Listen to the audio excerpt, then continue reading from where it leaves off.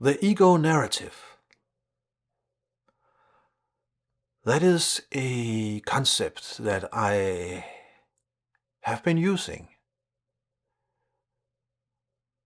in my videos and also in my book, A Different Kind of Knowing.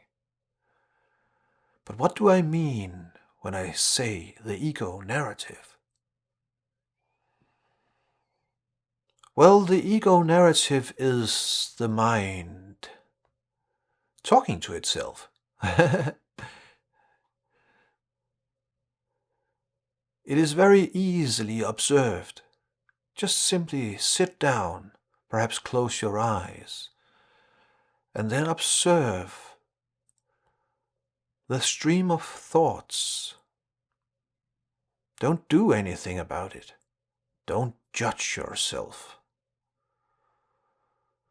But just simply observe.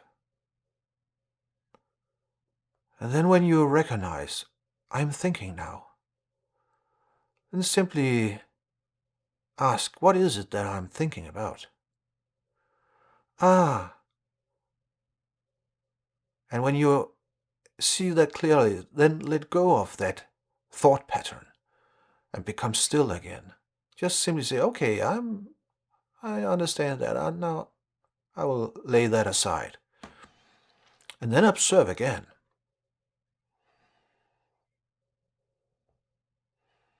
Then after a short while, you will notice that the mind has started thinking again. Then simply again observe what it is that the mind is thinking. And when you have done that a couple of times, then you know what the ego narrative is. It's the mind talking to itself. And then we can ask the question, why? Why does the mind talk to itself?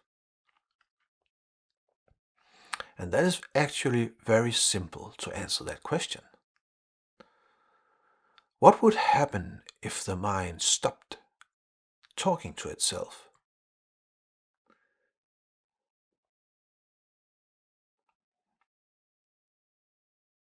What would happen with all your beliefs? What would happen with all of your ideas about who you are and what life is? What would happen to that if the mind stopped talking to itself?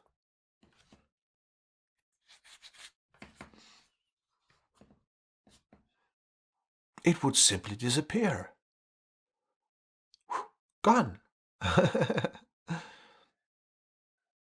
The funny thing is, that is actually what we are looking for and longing for. But the conditioned mind, the mind's programming, inside that there is an entire worldview, a complete belief system about everything that you have encountered. Every time you encounter something new, the mind is trying to make sense of it, and then it slams a label upon it, and it categorizes it inside a system that the mind is utilizing. And then that becomes a part of the mind's belief system, the mind's ideas about what reality is.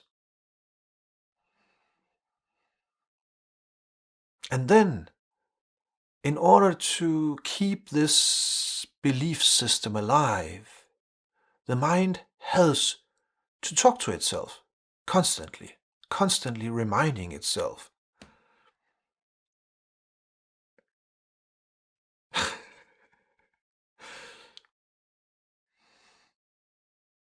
That is the ego narrative. And it happens as long as there are, as long as there is identification with these thought patterns.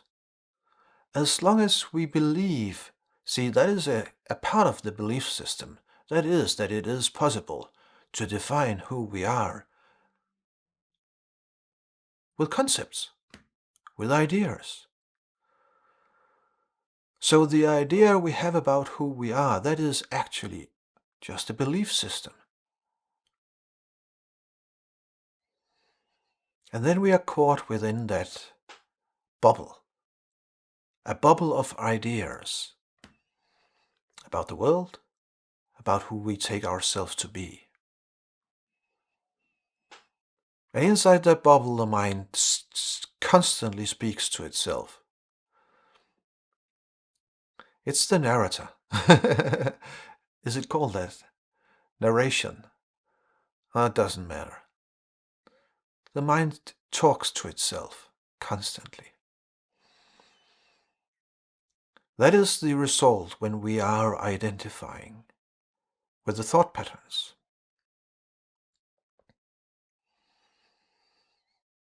When this identification breaks, that is the awakening. That is the awakening out of all the ideas, all the thought patterns, all the belief systems. When that happens, the mind calms down and it becomes a tool instead. An amazing tool that you can utilize when you are no longer identified with the thought patterns and the ego narrative.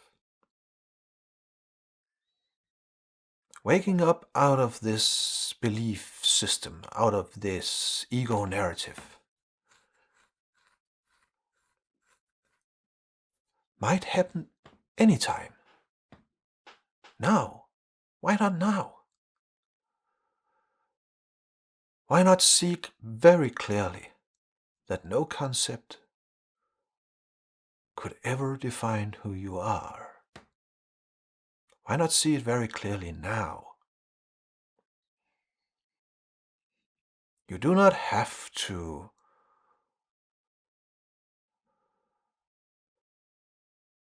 erase all of your belief systems. Just see it for what it is. Belief systems.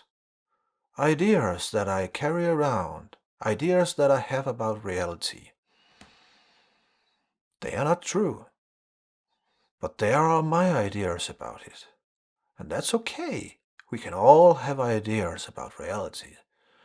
As long as we know that they are ideas,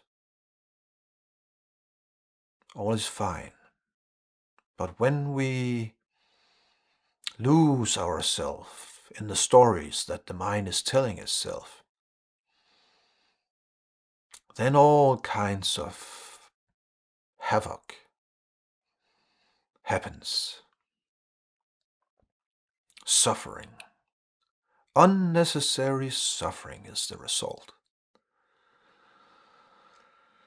And that pain is what is pushing us towards the awakening.